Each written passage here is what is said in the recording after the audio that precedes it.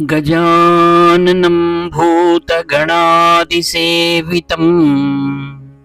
कपित्थजम्बूफलसारभक्षितम् उमासुतं शोकविनाशकारणं नमामि विघ्नेश्वरपादपङ्कजम्। सदाशिवसमारम्भां शङ्कराचार्यमध्यमाम् अस्मदाचार्यपर्यन्तां वन्दे गुरुपरम्पराम्। अपारकरुणासिन्धुं ज्ञानदं शान्तरूपिणं श्रीचन्द्रशेखरगुरुं प्रणमामि मुदान्वहम्।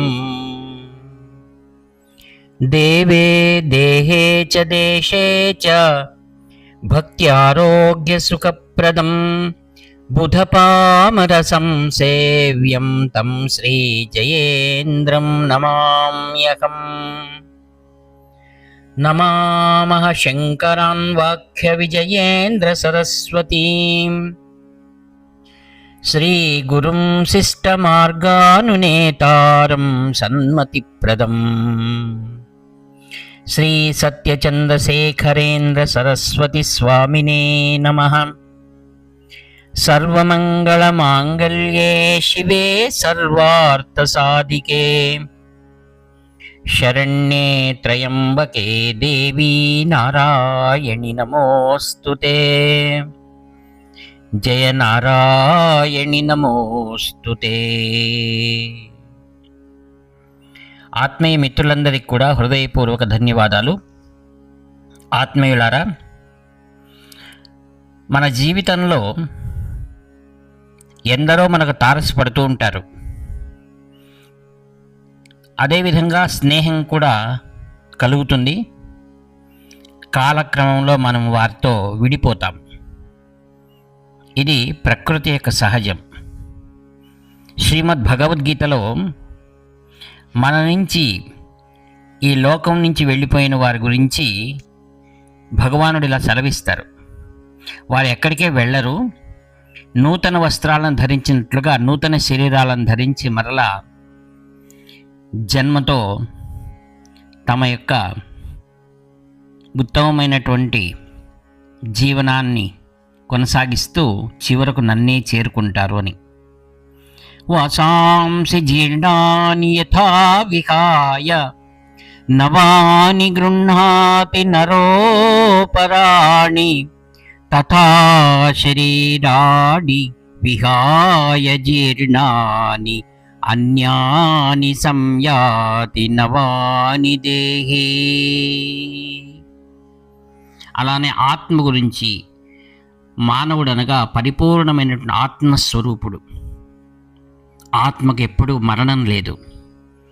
నైనం చిందంతి శస్త్రాణి నైనం దహతి పావకః నచైనం క్లేదయంత్యాపో నశోషయతి మారుతః. ఈ రెండు శ్లోకాలు మానవ జీవితంలో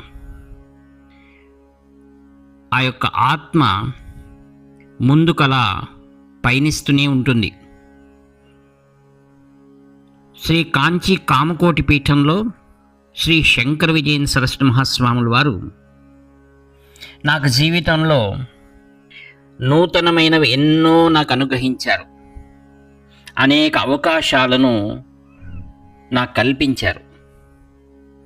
అట్టి పరమ పవిత్రమైనటువంటి అవకాశాలలో నాకు కొందరితో స్నేహం కూడా కల్పించారు. అది యాదృచ్ఛికం కాదు, అది శ్రీ శంకర విజయేంద్ర స్వాముల వారి మహాసంకల్పమని నేను ఎల్లప్పుడూ భావిస్తాను. అటువంటి మహా మిత్రులందరూ ఎవరెవరైతే నా కాంచీ కామకోటి పీఠంలో కలిశారో వారిలో ఏ కొద్ది మంది మాత్రమే నా మనసులో ఎల్లప్పుడూ శాశ్వతంగా ఉన్నారు. అందుకే భగవద్గీతలో అంటాడు, మనుష్యాణం సహస్రేషు కశ్చిత్ యతతి సిద్ధయే యతతామపి సిద్ధానాం కశ్చిన్మాం వేత్తి తత్వతః. వేల కొలది మంది వస్తూనే ఉంటారు, వెళ్తూనే ఉంటారు. అయితే ఆ వచ్చిన వారిలో ఏ ఒక్కరో సద్గురువుకు దగ్గరవుతారు, సద్గురు హృదయంలో ఒక స్థానాన్ని సంపాదించుకుంటారు. అటువంటి వారిలో నాకు పరమమిత్రుడు, నాకు శ్రీవారు అనుగ్రహించి పరిచయం చేసినటువంటి శ్రీ స్వయంపాకుల జానకిరామ్ గారు, వారి ద్వారా వారి కుటుంబ సభ్యులు కూడా నాకు చాలా ఆత్మీయులుగా ఉండడం నా పూర్వజన్మం యొక్క సుకృతము నేను భావిస్తాను. ఇది ఎలా సంభవించింది దానికి జరిగినటువంటి ఒక సంభవాన్ని నేను మీతో పంచుకుంటాను.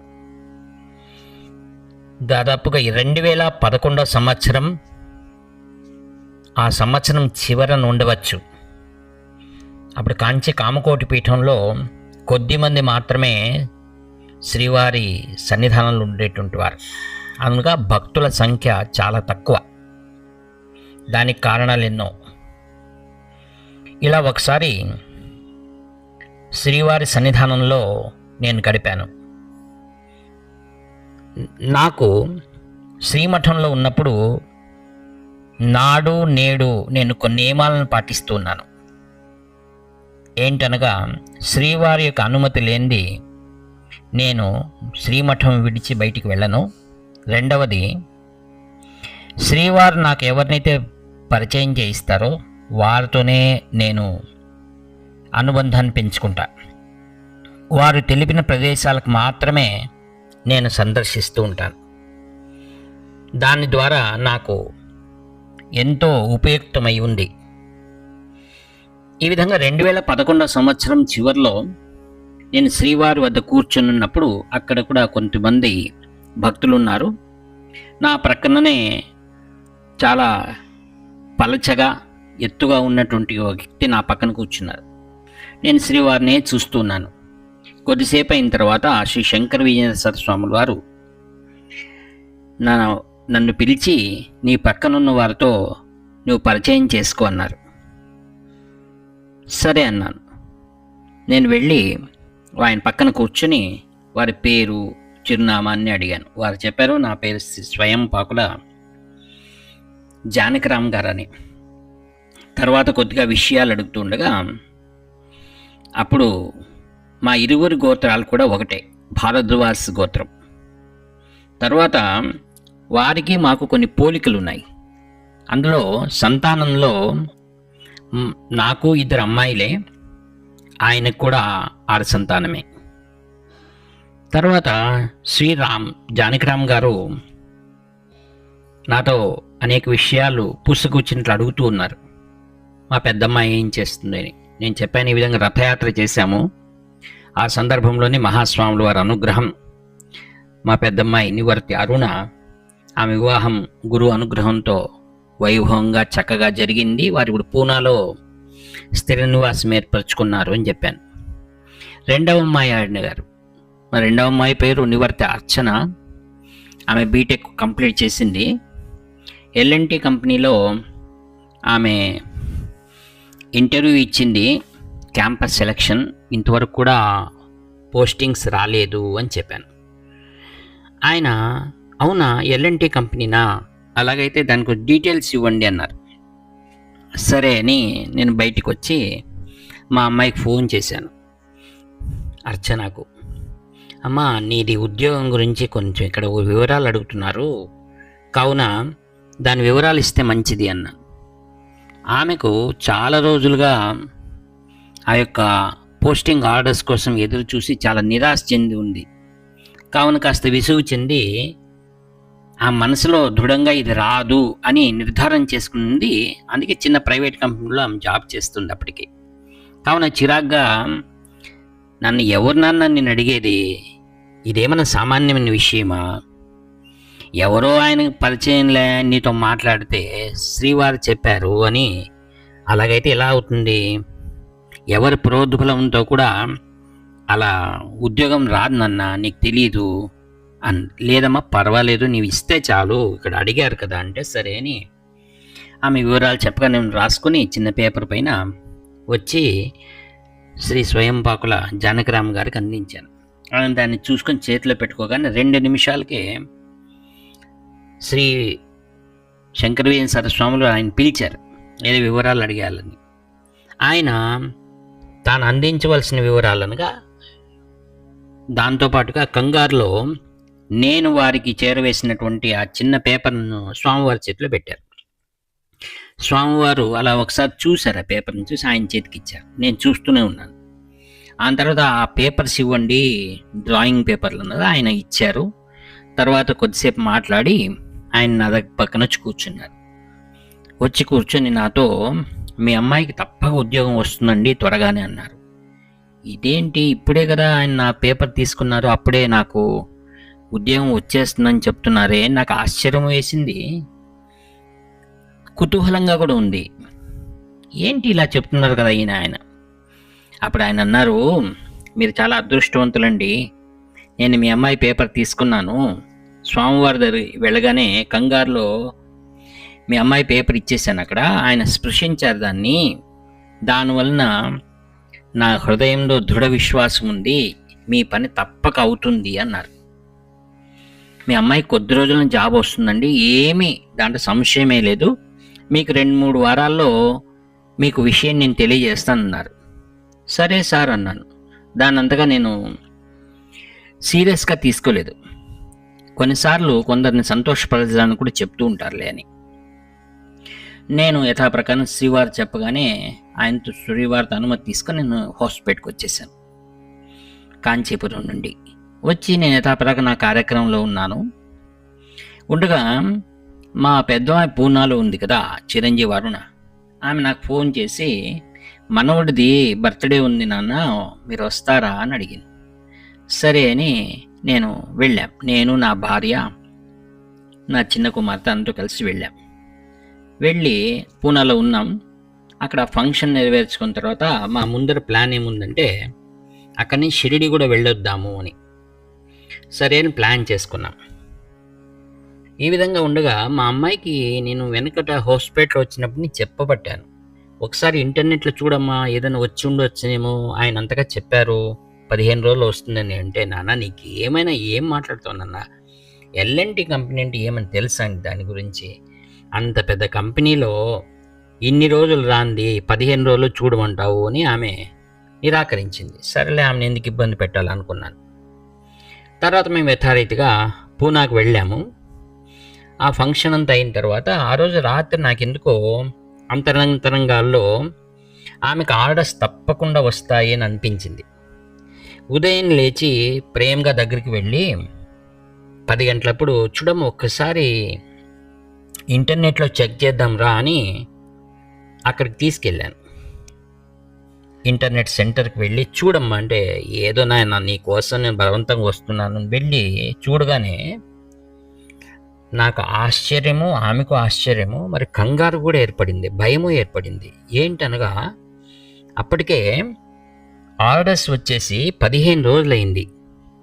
మేము షిరిడి వెళ్ళాల్సిన అనుకున్నాం కదా, దాని మరునాడే నెక్స్ట్ డేనే చిరంజీవి అర్చన బెంగళూరులో మెడికల్ చెకప్కి వెళ్ళి అక్కడి నుంచి డ్యూటీకి రిపోర్ట్ చేయాలి.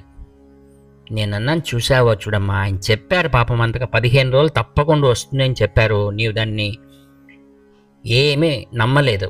చూసావా ఇప్పుడు ఎక్కడ టైం ఉంది మనకు, ఇక్కడ నుంచి పూనా నుంచి మనం హాస్పిటల్కి వెళ్ళడానికే ఒక రాత్రి ప్రయాణం, అక్కడి నుంచి నెక్స్ట్ డే మధ్యాహ్నం కల్లా బెంగళూరులో ఉండాలి, ఎలా సాధ్యము అని ఆలోచన చేస్తూ ఒకసారి మా అల్లుడు సాఫ్ట్వేర్ కంపెనీలో ఉన్నారు కదా, ఆయన ఒకసారి ఏం చేద్దాము అని అడిగాను.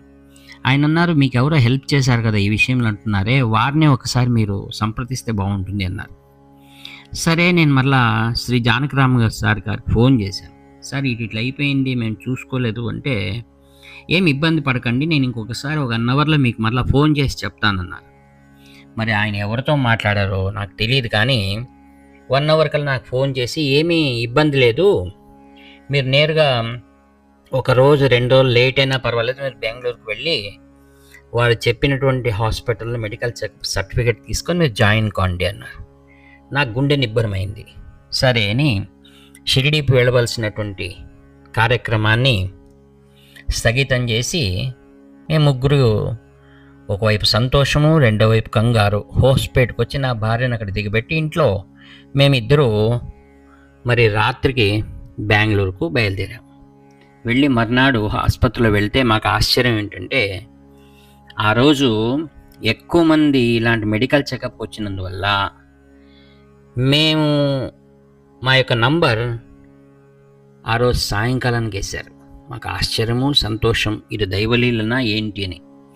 ఆ తర్వాత నిదానంగా మేము సాయంకాలం వెళ్ళే చెకప్ చేయించుకొని సర్టిఫికేట్ తీసుకొని మెడికల్లీ ఫిట్ అనిపించుకొని తర్వాత మెయిల్ పంపిస్తున్నట్టే వాళ్ళు అన్నారు, మీరు మైసూర్లో ఆమెకు 3 months ట్రైనింగ్ ఉంది, తర్వాతనే మీకు పోస్టింగ్స్ ఇస్తామన్నారు. సరే అని ఆమెను తీసుకుని వెళ్ళి మైసూర్లో ఆమెకు అక్కడ ఒక గది ఏర్పాటు చేసి, అనగానే వాళ్ళు అన్నారు, మేము క్యాంపస్లోనే మేము ఆమెకు గది ఏర్పాటు చేసామని చెప్పి. నాకు చాలా సంతోషమైంది. ఆ తర్వాత ఆమె దిగబెట్టి నేను క్షేమంగా హోస్పేట్ చేరుకున్నాను. ఇది ఏంటి శ్రీవారి మహిమ మరియు శ్రీ స్వయంపాకుల శ్రీ జానకిరామ్ గారు నాకు చేసినటువంటి మరవలేనటువంటి ఒక సహాయమే. ఆయన ఎంత ప్రయత్నం చేశారో, మరి ఏం చేశారో నేను ఎప్పుడూ ఆయన నాకు చెప్పింది లేదు. ఆయన తర్వాత చెప్పాను ఇలా పోస్టింగ్ వచ్చిందంటే, ఆయన ఎంతో సహజంగానే మామూలు యథారీతి ఎలా స్మైల్ చేస్తారో అలానే ఉన్నారు. ఆయనలో ఏ మాత్రం కానీ నేను చేశానని, నా వలన వచ్చిందని కానీ ఎప్పుడూ ఆయనలో నేను చూడని లేదు.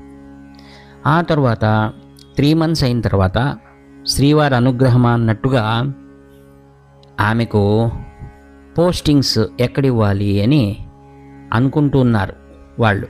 మా అదృష్టం, దాంట్లో 2-3 ఆఫర్స్ ఇచ్చారు. ఒకటి బెంగళూరు, రెండవది చెన్నై. ఆ చెన్నైకి పోవడానికి ఓకే అన్నాం. సంతోషంగా ఆమె చెన్నైకి చేరుకుంది. అక్కడ వెళ్ళిన తర్వాత మేము కూడా, నేను నా భార్య, ఇద్దరు దంపతులు హాయిగా చెన్నై వెళ్ళాం. ఎందుకంటే చెన్నై మరియు కాంచీపురం చాలా దగ్గర. అంటే మేము వెళ్ళి శ్రీవారి పాదాల దగ్గర చేరినట్టే అర్థం.